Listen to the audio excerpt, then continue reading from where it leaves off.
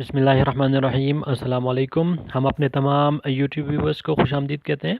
Viewers, इससे पहले Islamic history पर हम 2 वीडियोस कर चुके हैं, जिसमें हमने आपको इस्लाम की इब्तिदा से पहले बड़ी बड़ी सल्तनतों के बारे में एक ओवरव्यू सेशन दिया था। ओवरव्यू इसलिए लाजमी था क्योंकि उनका इकोनॉमिक पॉलिटिकल सिस्टम और उनके रिलीजियस कंडीशंस वो बताना मकसूद थी। बाकी ये कि उन्हीं बड़ी बड़ी सल्तनतों के मुसलमानों के साथ आने वाले वक्तों में इंतहाई बड़े बड़े मार्के हुए और उन मार्कों में मुसलमानों ने उनको शिकस्त से दो चार किया। तो ये इंतहाई लाजमी था। आज की वीडियो सेशन में लाजमी समझता हूँ कि आपको अरब की जो कंडीशंस हैं उनके बारे में एक ओवरव्यू दे दूं कि इस्लाम की इब्तिदा से पहले अरब की क्या सिचुएशन थी। तो चलिए चलते हैं आज के सेशन की तरफ। दोस्तों, इस्लाम से तकरीबन 200 साल या 150 साल पहले का जो ज़माना है, जो 450 एडी से लेके 570 एडी तक का जो ज़माना था नबी अलैहिस्सलाम की पैदाइश से पहले तक का, उसमें अरब का ये था कि इंतहाई मुफलिसी थी, गुर्बत थी और लोग कबीलों में बँटे हुए थे। मुख्तलिफ़ कबाइल थे, हर एक कबीला अपने आप को सुपीरियर समझता था, किसी दूसरे की हुक्मरानी मानने को तैयार नहीं था।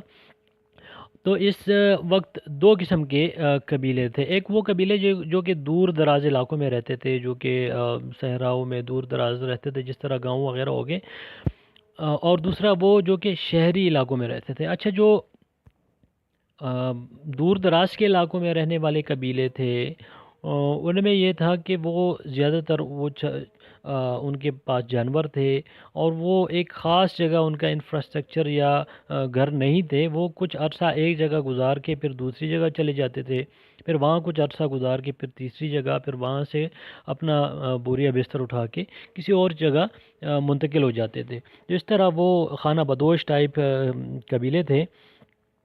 और उनमें ये था कि ये जो कबीला था, ये एक जगह जब जाते थे तो वहाँ जो काश्त वगैरह होती थी जिन ज़मीनों में, तो वो किसी ख़ास बंदे की मलकियत नहीं होती थी, बल्कि वो तमाम कबीले की मुश्तरका ज़मीन होती थी। इसी तरह जो पीने का पानी है, जो ज़ेर इस्तेमाल पानी का जो निज़ाम था, कोई चश्मा वगैरह, तो वो भी किसी की मलकियत नहीं होता था, बल्कि वो भी इन कभी उस ही ख़ास कबीले की मुश्तरका जो था वो चश्मा होता था। इसी तरह जो चरागाहें हैं, अगर वो होते थे उधर आस-पास, तो वो भी किसी ख़ास बंदे की मलकियत नहीं, बल्कि वो तमाम कबीले की होती थी। या इसी तरह जो उनकी ज़ाती चीज़ों में उनके जो ख़ैमे वगैरह हो गए, क्योंकि खाना बदोश थे, एक जगह से दूसरी जगह जाते थे, तो वो ख़ैमे और बर्तन ज़ेर इस्तेमाल जो थे पीने के लिए, खाने के लिए, और जो उनकी ज़ाती कोई चीज़ें हैं, असलाह वगैरह, तो वो उनका ख़ास अपना होता था। बाकी वो सारा कबीले का मुश्तरका होता था और उनकी कोई ख़ास इंटरेस्ट नहीं होती थी। वो सिर्फ़ अपने कबीले पर मर मिटने के लिए जीते थे कि भाई अपने कबीले के लिए कुछ करें। दूसरे कबीले के वो बिल्कुल जो है वो हुक्मरानी कोई बात मानने के लिए तैयार नहीं होते थे। अच्छा, इस तरह जाहिलियत पीरियड में ये था कि जो शहरों का जो कबीले थे वो भी तकरीबन सेम ही निज़ाम था उनका। लेकिन वक्त के साथ साथ वक्त जब गुज़रता गया तो इनमें ऐसे लोग आए, जो कि ऐसे कबीले आए जो कि पैसे के दिलदादा हो गए, पैसे कमाने की लालच उनके दिल में आ गई। तो वो तिजारत की गर्ज से फिर वो जाते थे एक जगह से दूसरी जगह, चीज़ें ख़रीदते और वो पैसा जमा करना उनका मशगला बन गया। अच्छा, इनमें जो ताजिर कबीला था, जिसको सदारत दी गई, आप कह सकते हैं, जिसको सबसे लीडरशिप दी गई ताजरों की, तो वो कुरैश कबीला था। अच्छा, कुरैश कबीले के फिर दोस्त भी बने, हरीफ भी बने, और इनमें वो लोग भी थे जो कि यहूदी थे, जो कि किसी ज़मीन से आमदन वगैरह करके लोगों को सूद के पैसों के लिए फिर वो सूद समेत उधार देते थे। तो वो यहूदी वो फिर कुरैश के साथ मिल गए। वो ईसाई जो कि ताजर थे और वो बेचते थे, शराब बनाते थे और बेचते थे, तो वो भी फिर कुरैश के साथ मिल गए। इन्होंने फिर बुद्दुओं को राग़िब करने के लिए क्या किया कि बुद्दुओं को राग़िब करने के लिए और अपना सामान जो है वो बेचने के लिए वो बड़े बड़े फिर फेयर्स لگانا شروع کیے، مطلب میلے سجانے شروع کیے، میلے لگائے ایک جگہ، دوسری جگہ، تیسری جگہ، تو وہ میلوں میں ان کو راغب کیا بدوؤں کو۔ اور اسی طریقے سے اسی طریقے سے جو مکہ تھا وہ تجارتی مرکز ایک بنا دیا گیا، کیونکہ وہاں پہ لوگ زیارت کے لیے آتے تھے۔ وہاں پہ بت رکھے ہوئے تھے، 360 بت رکھے ہوئے تھے، 360 سے زائد، تو لوگ زیارت کے لیے بھی آتے تھے۔ تو مکہ ایک قسم کا تجارتی مرکز بن گیا۔ اب یہ بدو جو آتے تھے ان کو راغب کیا ان میلوں کی طرف اور مکہ کی زیارت کی طرف۔ تو وہ اپنے ساتھ اپنے استعمال سے زیادہ جو چیزیں تھیں، جس میں ایک لکڑی ہوتی تھی جس سے خوشبو آتی تھی، عطر عطر کے طور پر وہ استعمال ہوتی تھی، تو وہ اپنے ساتھ لاتے تھے۔ اسی طرح اپنی ضرورت سے زیادہ کھجوریں وہ لاتے تھے، اور اس کے علاوہ گم ٹائپ ایک چیز ہوتی تھی تو وہ لے کے آتے تھے۔ وہ یہاں پہ ان جو قریش تھے یا ان کے یہاں پہ جو تاجر تھے بڑے بڑے، ان کو بیچ کے وہ اپنے لیے استعمال کے لیے پھر غلہ، تیل، کپڑا اور جو جنگی آلات وغیرہ ہوتے ہیں، تلوار وغیرہ، وہ لے کے تو وہ چلے جاتے تھے۔ اکثر اوقات یہ ہوتا تھا کہ یہ جو بدو ہیں یہ بڑے تاجروں کے مقروض ہو جاتے تھے۔ اچھا جی، دوسری طرف یہ جو بڑے بڑے تاجر ہیں جس میں قریش اور ان کے اتحادی ہیں، وہ کیا کرتے تھے کہ وہ یہ بدوؤں سے لیا ہوا یہ سامان، اور دوسری طرف یہ میپ میں آپ دیکھ سکتے ہیں، انڈیا سے اگر آپ آئیں سمندری راستے سے تو جہاز آ کے یمن کے ساحل پہ رکتا ہے، پھر یمن سے زمینی راستہ ہے سعودیہ میں، عرب میں، اور پھر عرب سے آگے شام تک۔ تو انڈیا سے آیا ہوا جو سامان جن میں مسالہ جات وغیرہ ہوتے تھے، سلک کا کپڑا ہوتا تھا، تو یہ بڑے بڑے تاجر کیا کرتے تھے کہ یہ انڈیا کا سامان، مسالے جات وغیرہ، سلک وغیرہ، اور بدوؤں سے لیا ہوا یہ عطر وغیرہ اور کھجور، یہ ٹوٹل لے کے سیریا یا شام چلے جاتے تھے۔ شام کی مارکیٹس میں جا کے یہ بیچ کے وہاں سے چونکہ وہ سلطنت روم کے انڈر تھا تو زیادہ تو کچھ نہیں تھا، سونے چاندی کی چہل پہل تھی، تو وہاں سے سونا اور چاندی لے کے واپس آ جاتے تھے۔ اچھا جی، ان کے پاس جب زیادہ سونا چاندی جمع ہو گیا تو حالات پھر خراب ایسے ہوئے کہ ان کی جو آپس میں قبیلوں کے لوگوں کی آپس میں محبت تھی تو وہ کم ہونا شروع ہو گئی، اور جھگڑے مسائل پیدا شروع نہ ہوئے، اور چونکہ پیسے کی لالچ آئی تو زیادہ تر جو نظام تھا ان کا آپس میں پیار و محبت وہ ختم ہو گیا، اور مسائل پیدا شروع ہو گئے۔ تو یہ تھا کہ کوئی خاص سنگل اسٹیٹ اینٹی نہیں تھی، کوئی اتھارٹی نہیں تھی جو کہ ان جھگڑوں کو وہ روک سکیں۔ تو یہ پھر آگے جا کے چھوٹی چھوٹی باتوں پہ سالہ سال ان کے جھگڑے ہوتے تھے۔ جس طرح یہ ان کے شعراء اس وقت کہتے ہیں کہ ایام العرب کا نام انہوں نے دیا، کہ ایام العرب میں کیا ہوتا تھا کہ ایک جھگڑا شروع ہوا چھوٹی چھوٹی پیٹی باتوں پہ، چھوٹی چیزوں پہ، تو وہ پھر صدیاں لے لیتا تھا، اور وہ جھگڑے ان کے چلتے رہتے تھے۔ جس طرح ایک مثال میں انہوں نے بتایا ہے کہ ایک عورت تھی بسوس، اس نے ایک اونٹنی پالی تھی، جو تغلب قبیلہ ہے اس کے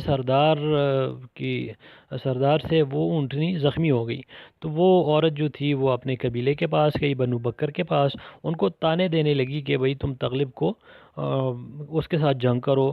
تو وہ تقریباً جب لڑائی شروع ہوئی تو وہ 40 سال تک وہ جنگ پھر چلتی رہی۔ اسی طرح ان کے ذہن میں یہ تھا کہ وہ کرتے کیا تھے کہ وہ لوٹ مار کرتے تھے، ایک قبیلہ دوسرے کمزور قبیلے پہ حملہ آور ہوا، ان سے لوٹ مار کی اور اسی پر گزر بسر کیا۔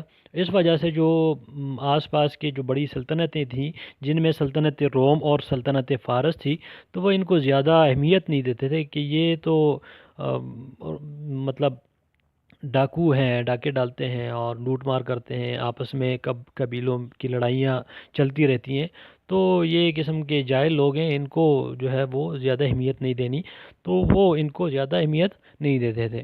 جہاں تک وومن کی پوزیشن کا تعلق ہے، عورت کے مقام کا تعلق ہے، تو کچھ خاندان کی عورتیں ہیں ان کو فریڈم دیا گیا تھا، ایک آزادی دی گئی تھی، وہ اپنا کاروبار کر سکتی تھیں، لیکن زیادہ تر جو جو عورتیں تھیں وہ انتہائی، وہ جانوروں سے بدتر ان کا سلوک ہوتا تھا۔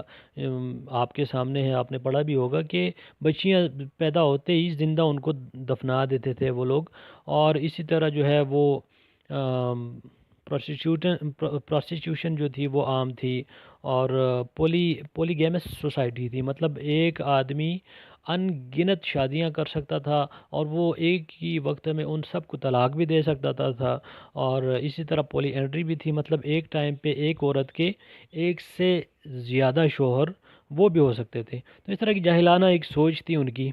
تو یہ اس وقت کا جو تھا وہ پوزیشن آف وومن آپ کو بتایا۔ باقی یہ کہ جو ریلیجس ان کی کنڈیشنز تھی اس میں یہ کہ ایک سے زائد خداؤں کو ماننے والے تھے، پولیتھیسٹ تھے، اور اس میں لات منات عزا ان کے جو تھے وہ بڑے خدا تھے، یغوش، ود اور نصر ان کے چھوٹے خدا تھے۔ 360 سے زیادہ انہوں نے بت بنائے تھے، کعبہ میں رکھے تھے۔ اس کے علاوہ جو تھی وہ کرسچینٹی بھی عرب میں عام تھی، اور جودائزم بھی تھی، سبائنزم بھی تھی، جو کہ ستاروں کو پوجنے والے تھے۔ اچھا، یہ ایسا دور تھا جو کہ اگر ہم دیکھیں تو 565 565 اے ڈی میں جسٹینین جب مر جاتا ہے تو اس کے بعد سے بہت کمزور حکمران آتے ہیں رومن امپائر یا سلطنت روم میں، لیکن 610 تک کیا ہوتا ہے کہ ہیراکلیس آتا ہے، اور وہ پھر جنگی حملے کرتا ہے پرشین امپائر پہ، جو ساسانی ہوتے ہیں سلطنت فارس پر، اور وہاں ان لوگوں کو کی قتل غارت کرتا ہے، اور ان پر ٹیکس وغیرہ لگاتا ہے۔ جہاں تک جو ریلیجس کنڈیشن ہے وہ یہ ہے کہ اگر سلطنت روم میں دیکھیں تو کرسچینٹی کے دو گروپ بن جاتے ہیں۔ ایک کہتا ہے کہ بھائی خدا کے 3 اوتار ہیں، وہ خدا بھی ہے، وہ روح بھی ہے، وہ انسان کی شکل میں بھی آتا ہے، جس طرح وہ حضرت عیسیٰ علیہ السلام کو مانتے ہیں کہ وہ بھی خدا ہے۔ تو دوسرا گروپ یہ تھا کرسچینٹی میں یا عیسائیت میں کہ وہ کہتا تھا یہ نہیں ہو سکتا، تو وہ آپس میں لڑنے والے تھے۔ اسی طرح جو یہودی تھے وہ اپنے آپ کو سب سے اعلیٰ اور برتر سمجھتے تھے، دوسروں کو اپنے ساتھ اپنے سے کمتر سمجھتے تھے، تو وہ مذہب کوئی اپنانا پسند نہیں کرتا تھا۔ تو تیسرا یہ کہ ہم انڈیا کی طرف دیکھیں تو انڈیا میں بدھزم کا خاتمہ ہونے والا تھا، اور اس کی جگہ ہندوازم ایک نیا مذہب جو تھا اس نے لے لیا تھا، لیکن ہندوازم میں بھی ذات پات والی بات تھی، یہ براہمن ہے، یہ اچھوت ہے، یہ کشترا ہے، وغیرہ وغیرہ، تو لوگ اس سے بھی جو ہے وہ ایک خاص مذہبی رجحان نہیں تھا، ہر طرف افراتفری تھی مذہب کے لحاظ سے۔ تو ایسے میں پھر 570 میں نبی علیہ السلام پیدا ہوتے ہیں، اور 610 میں 610 اے ڈی میں ان کو پھر نبوت ملتی ہے۔ تو یہ ایسا ٹائم تھا۔ اس کے بعد سے نبی علیہ السلام نے پھر ان لوگوں پر محنت کی، یہ ایسے لوگ جو کہ جاہل تھے، اپنی بیٹیوں کو زندہ درگور کرنے والے، ایک دوسرے کے خون کے پیاسے جو تھے، اور ایک قبیلہ دوسرے قبیلے سے جو ہے وہ لڑنے والے، اور ایسی قوم جس پر کوئی سلطنت کرنا نہیں چاہتا تھا۔ تو ایسے دور میں نبی علیہ السلام آئے، اور اللہ نے ان کو پھر نبوت دی، اور پھر ان لوگوں سے نبی علیہ السلام نے ایک ایسا معاشرہ تشکیل دیا جو کہ پھر ایک وحدہ لا شریک لہ، یعنی ایک خدا کے ماننے والے بنے، ایک نبی علیہ السلام کی اطاعت کرنے والے بنے، ایک دوسرے پر جان دینے والے بنے۔